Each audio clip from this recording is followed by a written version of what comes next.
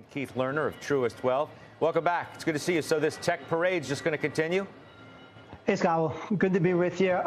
Listen, I think on a short-term basis, tech is getting a bit extended. But I think as we look at the second half, I still think it's leadership at this point. To be fair, the tech's performance in the first half surprised us the magnitude. We upgraded tech in March. We thought it was going to be a relative outperformer. We didn't think it was going to be this strong. But one of the reasons why you buy tech and why tech tends to outperform is when earnings are stronger than the overall market. And that's what we've seen really starting in March. We started to see the relative earning trends stronger than the overall market. What's also notable, Scott, is a lot of talk last year about how tech was following interest rates. Well, interest rates have gone up a lot, and tech is still outperforming because it's all about earnings, and earnings are going to likely still be stronger than the overall market. Yeah, so much for the relationship between, rates and so-called long-duration assets. We just interviewed Professor Jeremy Siegel at the Wharton School, who said it's going to be really hard to derail tech. Listen, and I want your reaction on the other side.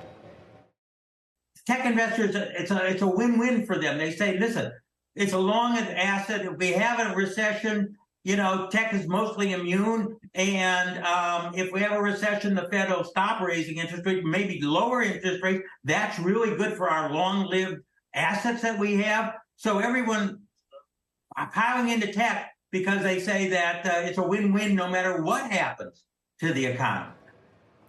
Keith, can we go as far as to say that tech is recession-proof? I don't know that I would say it's recession-proof, but one of the things, as far as even with the valuations and the overall market, that where our opinion evolved is that, when we had this AI moment with NVIDIA's earnings, or the early this year, our point of view is that even if the economy slows down, which we still expect, that companies are going to have to continue to spend on tech. Otherwise, fear of being lost, fear of left behind. So I do think that on a relative basis, if you still have somewhat of a slowing economy in the back half, that tech does well in that environment. And if the economy does well, I think it still does fine. I mean, I think shorter term, we're more interested, what we did early in June when the market was relatively flat, or the average stock was relatively flat. We upgraded the S&P equal weight index. That's up about 5% this month. I think there's better relative opportunities on a short-term basis there, and also industrials, which are having a big month this week as well. But you were admittedly too defensive coming into the year. Now that we've put together a gain that many folks didn't see coming, does it feel to you as the bull market is something that can really be built on? When will you make the definitive call that, this is not a bear market rally? It is, in fact, a new bull market, and it has substantial legs. Yeah, so to your point, I mean, we started getting more defensive early in 2022. We overstayed our welcome this year. And what surprised us, Scott, is that, you raised rates 3 times this year already with the Fed. They may do another point or two, but the S&P valuation expanded.